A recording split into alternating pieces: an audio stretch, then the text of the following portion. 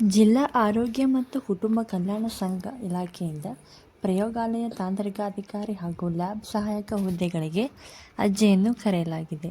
ಈ ಹುದ್ದೆಗೆ ಅವಶ್ಯವಿರುವ ವಿದ್ಯಾರ್ಥಿ ವಯಸ್ಸು, ಅರ್ಜಿ ಶುಲ್ಕ ಹಾಗೂ ವೇತನ ಶ್ರೇಣಿ ಎಲ್ಲವುದರ ಸಂಪೂರ್ಣ ಮಾಹಿತಿಗಾಗಿ ಈ ವಿಡಿಯೋವನ್ನು ಕೊನೆಯ ತನಕ ವೀಕ್ಷಿಸಿ ಹಾಗೂ ನಮ್ಮ ಚಾನಲ್ನ ಸಬ್ಸ್ಕ್ರೈಬ್ ಮಾಡಿ. ಹುದ್ದೆಯ ಹೆಸರು ಪ್ರಯೋಗಾಲಯ ತಾಂತ್ರಿಕಾಧಿಕಾರಿ ಮತ್ತು ಲ್ಯಾಬ್ ಸಹಾಯಕ.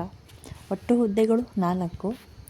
ಹುದ್ದೆಗಳ ವಿವರಗಳು: ಬ್ಲ್ಯಾಕ್ ಸಾಂಕ್ರಾಮಿಕ ರೋಗಶಾಸ್ತ್ರಜ್ಞ ಹುದ್ದೆಗಳ ಸಂಖ್ಯೆ 1, ಪ್ರಯೋಗಾಲಯ ತಾಂತ್ರಿಕಾಧಿಕಾರಿ 2, ಪ್ರಯೋಗಾಲಯ ಸಹಾಯಕ ಮತ್ತು DEO ಹುದ್ದೆಗಳ ಸಂಖ್ಯೆ 1. ವಿದ್ಯಾರ್ಥಿ ನೋಡುವುದಾದರೆ ಅಧಿಸೂಚನೆಯ ಪ್ರಕಾರ ಯಾವುದೇ ಮಾನ್ಯತೆ ಪಡೆದ ಮಂಡಳಿಗಳು ಹಾಗೂ ವಿಶ್ವವಿದ್ಯಾಲಯಗಳಿಂದ PUC, BSc, MLT, DMLT, MBBS, MPH, MSc ಪೂರ್ಣಗೊಳಿಸಿರಬೇಕು.